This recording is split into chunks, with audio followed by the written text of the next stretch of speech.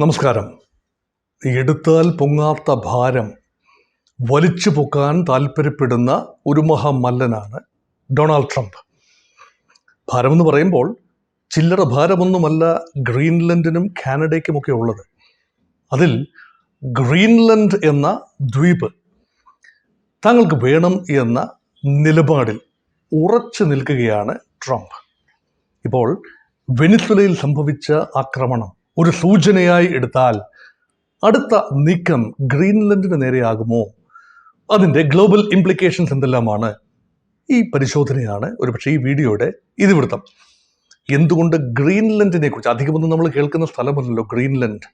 അത് ഡെൻമാർക്ക് എന്ന ചെറിയ യൂറോപ്യൻ രാജ്യം, വടക്കൻ യൂറോപ്യൻ രാജ്യത്തിൻ്റെ അധീനതയിലുള്ള ഒരു സ്വയംഭരണ പ്രവിശ്യയാണ് ഗ്രീൻലൻഡ്. സെൽഫ് ഗവേണിംഗ് ഏരിയയാണ്. അതൊരു രാജ്യമെന്ന് പറയാനാവില്ല, ഡെൻമാർക്കിൻ്റെ ഭാഗം തന്നെയാണ്. അങ്ങനെയെങ്കിൽ സ്വാഭാവികമായി യൂറോപ്യൻ യൂണിയൻ്റെ അംഗവും നെയ്റ്റോ അംഗരാജ്യമായ ഡെൻമാർക്കിൻ്റെ ഭാഗവും ഒക്കെയാണ്. ആ ഒരു പ്രദേശത്തിൻ്റെ പ്രത്യേകത നമുക്കറിയാം. ആർട്ടിക് മേഖലയോട് ചേർന്ന് കിടക്കുകയാണ്. വലിയ മഞ്ഞ കൂമ്പാരമാണ്. നോക്കത്താ ദൂരത്തെ ലാൻഡാണ്. അവിടെ വലിയ തോതിൽ റീസോഴ്സസ് ഉണ്ട്, മിനറൽസ്, മെറ്റൽസ് എല്ലാം ഉണ്ട്. ഒരു പക്ഷേ എല്ലായിടത്തും ഉള്ളതുപോലെ തന്നെ ട്രംപിൻ്റെ കണ്ണ് ഗ്രീൻലൻഡിൻ്റെ വിഭവങ്ങളുടെ മേലും അതേപോലെ തന്നെ ഗ്രീൻലൻഡ് ഉയർത്തുന്ന ഒരു സുരക്ഷാ പാരഡൈമുണ്ട്.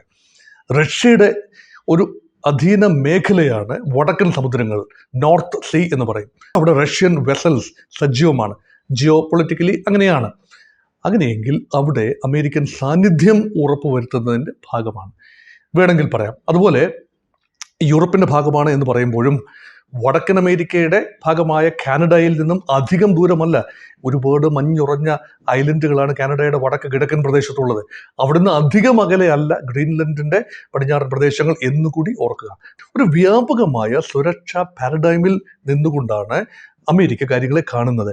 അതുകൊണ്ടാണ് ഇപ്പം നമ്മൾ ഈ ചർച്ച ഗ്രീൻലൻഡിനെ കുറിച്ച് മാത്രമല്ല. അമേരിക്ക ഒരു ജിയോ പൊളിറ്റിക്സിനെ, ലോകത്തിൻ്റെ ഭൗമരാഷ്ട്രീയത്തെ കാണുന്ന രീതിയാണ്. നോക്കൂ, കടന്നൽ കൂട്ടിൽ കല്ലെറിയുന്ന അനുഭവമല്ലേ വരുന്നത്? ഗ്രീൻലൻഡിനെ ബലപ്രയോഗത്തിലൂടെ ഏറ്റെടുക്കാൻ അമേരിക്ക ശ്രമിച്ചാൽ. അങ്ങനെയൊന്നും ശ്രമിക്കുമെന്ന് ഇപ്പോൾ കരുതാനാവില്ല. ഒരുപക്ഷെ ചോദിച്ചു വെച്ചതാണ്. വഴിയെ പോകുന്ന ഒരു ആന തരാമോ എന്നൊന്ന് ചോദിക്കുന്നു. കിട്ടിയാലൊരു ആന, പോയാലൊരു വാക്ക്. ഇത്രയും മാത്രമേ ഒരുപക്ഷെ ട്രംപ് ഇപ്പോൾ വിചാരിക്കുന്നുള്ളായിരിക്കും. പക്ഷേ ആനയെ ചോദിക്കാൻ ട്രംപ് തയ്യാറായി എന്ന് പറയുന്നിടത്താണ് ട്രംപിൻ്റെ ഒരു മനോനില, അമേരിക്കയുടെ ഒരു ആറ്റിറ്റ്യൂഡ്. ഇത് ട്രംപിനെ മാത്രം പഠിച്ചിട്ട് കാര്യമില്ല. ട്രംപിനെ പിന്തുണയ്ക്കുന്ന ഭൂരിപക്ഷം അമേരിക്കൻ ജനതയും ട്രംപിൻ്റെ പോരാട്ടങ്ങളെ പിന്തുണയ്ക്കുന്നു എന്ന് തന്നെയാണ് അഭിപ്രായ സർവേകൾ കാണുന്നത്. വെനിസ്വേലയിൽ നടത്തിയ നീക്കം അത് ന്യായമാണ്. അവിടുത്തെ ഡ്രഗ് കാർട്ടലുകളെ തകർക്കാൻ വേണ്ടിയാണ്, അമേരിക്കയുടെ സുരക്ഷയ്ക്ക് വേണ്ടിയാണ്, to make America great again. ഇങ്ങനെയുള്ള ചില കടുത്ത നടപടികൾ വേണ്ടിവരും എന്ന് ചിന്തിക്കുന്നവരാണ് അമേരിക്കയിലെ കൂടുതൽ ആളുകൾ. പക്ഷേ അമേരിക്കയ്ക്കുള്ളിൽ ഒരു ജൈവികമായ പ്രതിഷേധമുണ്ട്. മംതാനിയൊക്കെ അതിൻ്റെ മുഖമാണ്. ന്യൂയോർക്ക് മേയർ മംതാനിയൊക്കെ അതിൻ്റെ വലിയ പ്രകടമായ റെസിസ്റ്റൻസിൻ്റെ മുഖമാണ്. ഡെമോക്രാറ്റിക് പാർട്ടി കട്ടയ്ക്ക് എതിർക്കുന്നു. റിപ്പബ്ലിക്കൻസിൻ്റെ തന്നെ ചില ആളുകൾ, ട്രംപിനെ പിന്തുണയ്ക്കുന്നവർ തന്നെ ഇത്രയ്ക്ക് അങ്ങോട്ട് കടന്നു വേണോ എന്ന് ചിന്തിക്കുന്നവരുമുണ്ട്. കാനഡ ഏറ്റെടുക്കും എന്ന് പറഞ്ഞപ്പോൾ എത്രത്തോളം വികാരങ്ങളാണ് വ്രണപ്പെട്ടത്. കാനഡ എക്കാലത്തും അമേരിക്കയുടെ സുഹൃത്ത് രാജ്യമായിരുന്നു. അങ്ങനെയെങ്കിൽ കാനഡ 51ാമത്തെ സംസ്ഥാനമായി അമേരിക്കയ്ക്ക് ഏറ്റെടുക്കാനാവുന്ന നിലയിലല്ല എന്നറിയാം. പക്ഷേ അവിടെ പറഞ്ഞു വെച്ചു. ഇനി ഗ്രീൻലൻഡിലേക്ക് തിരിച്ചു വരാം. ഗ്രീൻലൻഡിൻ്റെ പ്രത്യേകത എന്താണ്? അവിടെ ഒരു സ്ഥാനം ഉറപ്പിക്കാൻ അമേരിക്കയ്ക്ക് ആവുകയാണ് എങ്കിൽ അമേരിക്ക കോണ്ടിനെന്റിൻ്റെ ഭാഗമായി മാറി. ഇപ്പോൾ തന്നെ അമേരിക്കയുടെ സേനാ താവളം അവിടെയുണ്ട്. അതിൻ്റെ പൂർണ്ണമായ നിയന്ത്രണം സേനാ താവളത്തിൻ്റെ മാത്രമല്ല, ഗ്രീൻലൻഡ് എന്ന വൻപൻ ഭൂമിയുടെ ഒരു കോണ്ടിനെന്റിനേക്കാൾ വലുതാണ്. ചെറിയ കോണ്ടിനെന്റുകളേക്കാൾ വലുതാണ്. ഓസ്ട്രേലിയ എന്ന കോണ്ടിനെന്റിനേക്കാൾ വലുതാണ് ഗ്രീൻലൻഡിൻ്റെ ഭൂമിയുടെ വിസ്തൃതി. അപ്പോൾ അങ്ങനെ നോക്കുമ്പോൾ അമേരിക്ക അവിടെ പിടിച്ചെടുത്താൽ നോർത്ത് അമേരിക്കൻ മേഖല അല്ലെങ്കിൽ അമേരിക്കകളുടെ വിസ്തൃതി കൂടുകയാണ്. അത് വളരെ പ്രധാനപ്പെട്ട ഒരു കാര്യമാണ്. നോക്കൂ, മൺട്രോ ഡോക്ട്രിൻ പ്രസക്തമാകുന്നത് അങ്ങനെയാണ്. ഇപ്പോൾ അമേരിക്ക ഒരുപക്ഷെ ഈ going all guns blazing or going unplugged എന്നൊക്കെ പലരും പറയുമ്പോഴും ഒരു റിസ്ട്രെയിൻറ്റ് ഉള്ളതായി ചിലരെങ്കിലും കാണുന്നു. കാരണം പഴയ ഒരു മൺട്രോ ഡോക്ട്രിൻ ഉണ്ട്. അതിപ്പോൾ ട്രംപ് പൊടിതട്ടിയെടുത്തിരിക്കുന്നു. 1823 ജെയിംസ് മൺട്രോ ഡോക്ട്രിൻ അന്ന് John Quincy Adams secretary of state ആയിരിക്കുന്ന സമയത്ത് അദ്ദേഹത്തിൻ്റെ പ്രസിഡന്റ് മൺട്രോയുടെ പേരിൽ ഉണ്ടായ ഡോക്ട്രിനാണ്. അമേരിക്ക മേഖല, അതായത് യുണൈറ്റഡ് സ്റ്റേറ്റ്സും കാനഡയും മെക്സിക്കോയും അടങ്ങുന്ന വടക്കൻ അമേരിക്കൻ മേഖലയും, Nicaragua, Honduras, El Salvador, Guatemala, Belize, Panama അടങ്ങുന്ന സെൻട്രൽ അമേരിക്കൻ മേഖലയും, ക്യൂബ ഉൾപ്പെടെയുള്ള ഡൊമിനിക്കൻ റിപ്പബ്ലിക്, ക്യൂബ അങ്ങനെയൊക്കെയുള്ള രാജ്യങ്ങൾ അടങ്ങുന്ന കരീബിയൻ മേഖലയും, തെക്കൻ അമേരിക്കൻ രാജ്യങ്ങളും Venezuela, Brazil, Argentina, Chile, Paraguay, Uruguay, Colombia എന്നിങ്ങനെയൊക്കെയുള്ള രാജ്യങ്ങളടങ്ങുന്ന ലാറ്റിൻ അമേരിക്കൻ, സ്പാനിഷ് ഭാഷ, പോർച്ചുഗീസ് ഭാഷയൊക്കെ സംസാരിക്കുന്ന മേഖലയും എല്ലാം ചേർന്ന അമേരിക്കൻ കോണ്ടിനെന്റുകൾ പൂർണ്ണമായി അമേരിക്കൻ സ്വാധീന മേഖലയാവണം. അവിടെ യൂറോപ്യൻ ഇടപെടലുകൾ കൊളോണിയലിസത്തിന്റെ മറവിൽ 1823 ഈ സ്പാനിഷ് കൊളോണിയലിസം കത്തി നിന്ന പ്രദേശമല്ലേ ലാറ്റിൻ അമേരിക്ക എന്ന് പറയുന്നത് തന്നെ സ്പാനിഷ് ഭാഷ സംസാരിക്കുന്ന ഇടങ്ങൾ. അതിൽ ബ്രസീൽ ഒഴിച്ച് മറ്റെല്ലാം തന്നെ സ്പാനിഷ് ഭാഷ സംസാരിക്കുന്ന ഇടവും ബ്രസീൽ പോർച്ചുഗീസ് ഭാഷ സംസാരിക്കുന്ന ഇടവുമാണ്. ഇതെല്ലാം കോളനികളാണ്. കോളനികൾക്ക് വേണ്ടി യൂറോപ്പിൽ നടക്കുന്ന പോരാട്ടങ്ങൾ കൂടുതൽ പ്രദേശങ്ങൾ പിടിച്ചെടുക്കുന്നതിലേക്ക് എത്തി നിൽക്കുന്നു. അത് അമേരിക്കയ്ക്ക് അലോസരമാണ്. അതുകൊണ്ട് യൂറോപ്യൻ കൊളോണിയൽ മാസ്റ്റേഴ്സിനോട് അമേരിക്ക അന്ന് പറഞ്ഞു, കാട്ടക്ക് പുറത്ത്, അല്ലെങ്കിൽ തങ്ങൾ ബലപ്രയോഗം നടത്തേണ്ടി വരും. അങ്ങനെയാണ് പലപ്പോഴും വളരെ ഏർലി ആയിട്ട് തന്നെ അർജന്റീന, ബ്രസീൽ ഉൾപ്പെടെയുള്ള രാജ്യങ്ങൾക്ക് സ്വാതന്ത്ര്യം ലഭിച്ചതും അവിടെ ഭരണകൂടങ്ങൾ ഉണ്ടായതും ഒരുപക്ഷെ അമേരിക്കയുടെ ആ ഒരു നിലപാടിൻ്റെ കൂടെ അടിസ്ഥാനത്തിലായിരിക്കാം. അവിടെ വിപ്ലവ പ്രസ്ഥാനങ്ങൾക്കാണ് വലിയ തോതിൽ വേരോട്ടമുണ്ടായത്. സൈമൺ ബൊളിവാറൊക്കെ നയിച്ച പ്രസ്ഥാനങ്ങൾ, ചെഗുവരയൊക്കെ പിന്നീട് ഏറ്റെടുത്ത വിപ്ലവ പ്രസ്ഥാനങ്ങൾ. അപ്പോൾ ഇടതുപക്ഷത്തിന്, പ്രത്യേകിച്ച് സോഷ്യലിസ്റ്റ് വിഭാഗങ്ങൾക്ക്, തീവ്ര കമ്മ്യൂണിസ്റ്റ് എന്ന് പറയാനാവില്ല, സോഷ്യലിസത്തിന് ആഴത്തിലുള്ള വേരോട്ടമുണ്ടായ മണ്ണാണ്. അത് അമേരിക്കയെ ഒട്ടൊന്നുമല്ല അലോസരപ്പെടുത്തിയത്. അമേരിക്ക തക്കം പാർത്ത് തങ്ങൾക്ക് അനുകൂലമാകുന്ന രീതിയിൽ മൺട്രോ ഡോക്ട്രിൻ ഉപയോഗിച്ചുകൊണ്ട് ബാഹ്യശക്തികളുടെ സ്വാധീനം തടയാൻ ശ്രമിച്ചു. പക്ഷേ ആഭ്യന്തരമായി സോഷ്യലിസ്റ്റ് വ്യവസ്ഥകൾ കൊളംബിയയിലും ഇപ്പോൾ നടപടി നേരിട്ട വെനിസ്വേലയിലുമൊക്കെയുള്ള സോഷ്യലിസ്റ്റ് ഭരണകൂടങ്ങൾ തഴച്ചു വളരുന്നു. ക്യൂബ ഫിഡൽ കാസ്ട്രോയുടെ ഫീൽഡമായി മാറി. അവിടെ സോഷ്യലിസ്റ്റ് ഭരണം അവിടെ ദീർഘകാലം നിലനിൽക്കുന്നു. ഇതെല്ലാം അമേരിക്കയെ അലോസരപ്പെടുത്തുന്നത്. അപ്പോഴാണ് ചൈനയുടെ ഇടപെടൽ ഉണ്ടാക്കുന്നത്. ഇടപെടൽ എന്ന് പറയുന്നത് ശരിയല്ല. Chinese companies R hyper active in the already nationalised oil fields of Venezuela. അപ്പോൾ വെനിസ്വേലയിലെ എണ്ണ കമ്പനികൾ ദേശസാൽക്കരിച്ചു. അത് 1976 തന്നെ അത് ദേശസാൽക്കരിച്ചു. അമേരിക്കൻ കമ്പനികൾക്ക് പുറത്തോട്ട് പോകേണ്ടി വന്നു. നിക്കോളാസ് മഡൂറോ അധികാരത്തിൽ വരുന്നതിന് മുൻപ് ഏറെക്കാലം ഭാഗധേയം നിർണയിച്ച 98 അധികാരത്തിൽ വന്ന ഹ്യൂഗോ ഷാവേസ് 99 തന്നെ കർശനമായ നടപടികളിലൂടെ അമേരിക്കൻ കമ്പനികളെയൊക്കെ തന്നെ അവിടുന്ന് കെട്ടിച്ചതാണ്. അമേരിക്ക വിരുദ്ധത ഈ പറയുന്ന വെനിസ്വേലയുടെ മുഖമുദ്രയായിരുന്നു.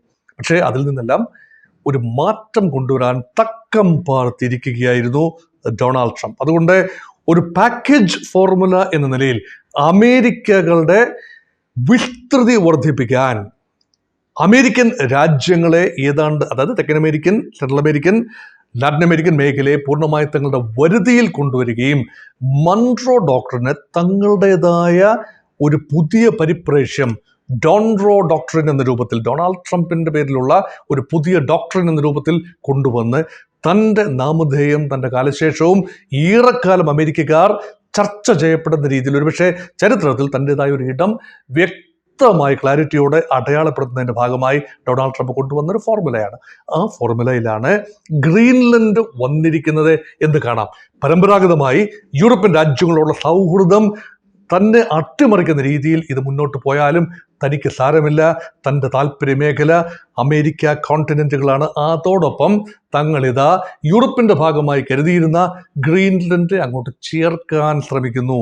അതിന് അമേരിക്കൻ ജനത കൂട്ടുനിൽക്കണം. ഇതാണ് ട്രംപിൻ്റെ ഭാഷ്യം. ഇനി റിപ്പർക്കഷൻസിലേക്ക് നോക്കാം. എന്താണ് സംഭവിക്കുക?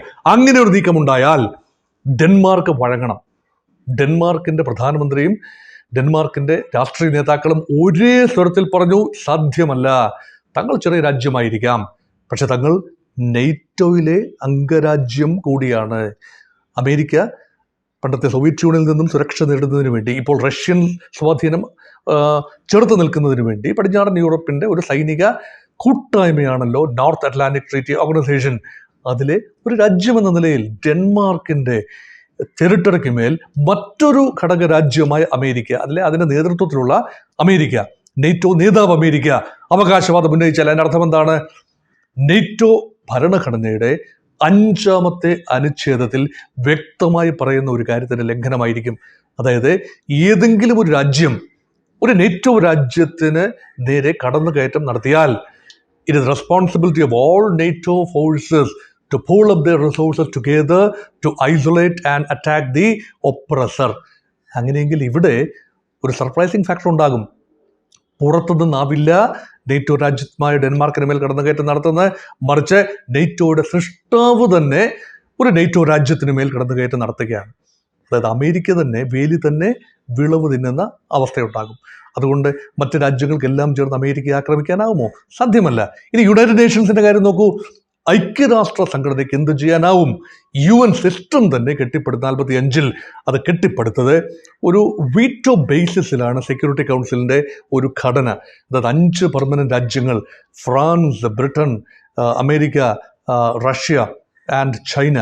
റഷ്യ എന്ന് പറഞ്ഞാൽ ഒറിജിനലി സോവിയറ്റ് യൂണിയൻ, ഇപ്പോൾ റഷ്യ. ഈ 5 രാജ്യങ്ങൾക്ക് വീറ്റോ പ്രയോഗിക്കാം. ഒരു തീരുമാനം രക്ഷാസമിതി, UN രക്ഷാസമിതി ഒരു തീരുമാനം എടുക്കണമെങ്കിൽ 5 രാജ്യങ്ങൾ, ഈ പ്രമുഖരായ പെർമനന്റ് 5, P5, ബിഗ് 5 ഒരുമിച്ച് നിൽക്കണം. ഇവിടെ അമേരിക്കയെ കഴിഞ്ഞ ദിവസം സെക്യൂരിറ്റി കൗൺസിലിൽ പ്രമേയം അവതരിപ്പിച്ചു, അല്ലെങ്കിൽ ചർച്ചയുണ്ടായി. കട്ട നിലപാടാണ്. അമേരിക്ക ഒഴിച്ചുള്ള എല്ലാ രാജ്യങ്ങളും അമേരിക്കൻ നടപടിയെ വിമർശിക്കുന്ന ഒരു കാഴ്ചയാണ്. എപ്പോഴും അമേരിക്കയോടൊപ്പം നിൽക്കേണ്ട രാജ്യങ്ങളല്ലേ ബ്രിട്ടനും ഫ്രാൻസും എല്ലാം സെക്യൂരിറ്റി കൗൺസിലിൽ. പക്ഷേ ഫ്രാൻസൊക്കെ അതികഠിനമായ വിയോജിപ്പാണ് ഒരു സ്വതന്ത്ര പരമാധികാര രാജ്യമായ വെനിസ്വേലയ്ക്കെതിരെ അമേരിക്ക നടത്തിയ കടന്നുകയറ്റത്തെ അതിശക്തമായിട്ടാണ് അപലപിച്ചത്. അത് മാത്രമല്ല, ഗ്രീൻലൻഡിന് മേൽ നടത്തുന്ന അവകാശവാദത്തിന്മേൽ കൺസേൺ ഉന്നയിക്കുകയും ചെയ്തു. അത് മാത്രമല്ല, യൂറോപ്പിലെ പ്രമുഖ രാജ്യങ്ങൾ Germany, France, Italy, Britain, Spain, ഈ രാജ്യങ്ങളെല്ലാം തന്നെ അമേരിക്ക ഗ്രീൻലൻഡിന് മേൽ നടത്തുന്ന അവകാശവാദത്തെ കഠിനമായി എതിർക്കുകയും അതിൽ വലിയ ആശങ്ക പ്രകടിപ്പിക്കുകയും ചെയ്തു.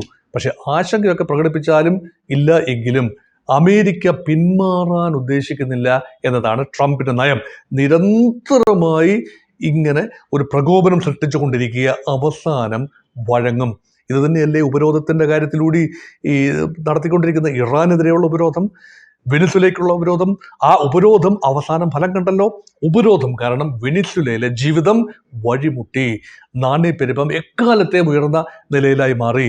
വെനിസ്വേല ഒരു ഏതാനും വർഷങ്ങൾക്ക് മുമ്പ്, 5-6 വർഷങ്ങൾക്ക് മുമ്പ് 350 ബില്യൺ ആയിരുന്നു അവരുടെ GDP. അത് ഇന്ന് കേവലം 80 ബില്യനായി ചുരുങ്ങുന്ന കാഴ്ചയാണ്. സ്വാഭാവികമായി വിലക്കയറ്റവും അവശ്യ സാധനങ്ങളുടെ ലഭ്യതക്കുറവും എല്ലാം തന്നെ അവരെ അലട്ടുന്നു. അത് കടുത്ത ഉപരോധം കാരണമാണ്.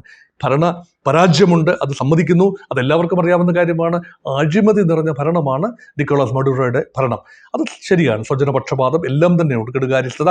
അതിനോടൊപ്പം തന്നെ ഉപരോധവും ചേർന്നപ്പോൾ വെനിസ്വേലൻ എണ്ണ ലോക വിപണികളിൽ വിൽക്കാനാവാതെയായി. ഈ അനുകൂല അന്തരീക്ഷം ഉപയോഗിച്ചുകൊണ്ട് അമേരിക്ക പിടിമുറുക്കുകയും ഭരണകൂടത്തിലൊരു മാറ്റം വരുത്താൻ ആഗ്രഹിക്കുകയും ചെയ്തു.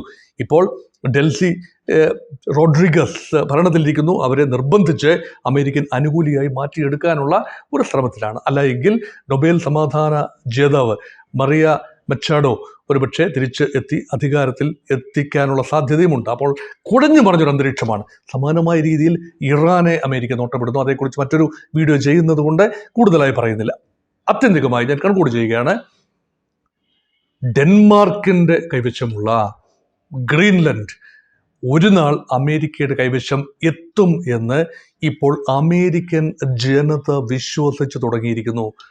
ഡൊണാൾഡ് ട്രംപിനെ വിശ്വസിക്കുന്നു എന്നതുകൊണ്ട് മാത്രമല്ല, നിരന്തരമായി ഒരു പ്രചരണം കേൾക്കുമ്പോൾ അത് ന്യായമാണല്ലോ. ഇത്രയും ചെറിയൊരു രാജ്യം അത്രയും വലിയൊരു ലാൻഡ് മാസ് കൈവശം വെച്ചിട്ട് അവർക്ക് എന്തു ചെയ്യാനാണ്? തങ്ങളുടെ കയ്യിൽ ടെക്നോളജി ഉണ്ട്, തങ്ങളുടെ കയ്യിൽ സൈന്യമുണ്ട്, തങ്ങൾക്ക് എല്ലാ രീതിയിലും ഗ്രീൻലൻഡിനെ ലോക നന്മയ്ക്ക് വേണ്ടി ഉപയോഗിക്കാൻ കഴിയുമെന്ന് അമേരിക്കൻ ജനത വിശ്വസിച്ച് തുടങ്ങിയാൽ അവിടെ ലോകം ഭയക്കേണ്ടതുണ്ട്. ഡെൻമാർക്കിൻ്റെ കയ്യിൽ നിന്നാകട്ടെ, മറ്റേതെങ്കിലും രാജ്യത്തെ കയ്യിൽ നിന്നാകട്ടെ, ഏത് സ്ഥലവും പിടിച്ചെടുക്കാൻ ശക്തി ഉപയോഗിച്ചുകൊണ്ട് രാജ്യങ്ങൾ ശ്രമിക്കും. എന്തുകൊണ്ട് ചൈനയ്ക്ക് ഇനിയും തൈവാനെ പിടിച്ചെടുത്തുകൂടാ? എന്തുകൊണ്ട് റഷ്യയ്ക്ക് ഉക്രൈനെ പൂർണ്ണമായി അങ്ങ് വിഴുങ്ങാനാവില്ല? ഇന്ത്യക്ക് എന്തുകൊണ്ട് ബംഗ്ലാദേശ് എടുക്കാനാവില്ല?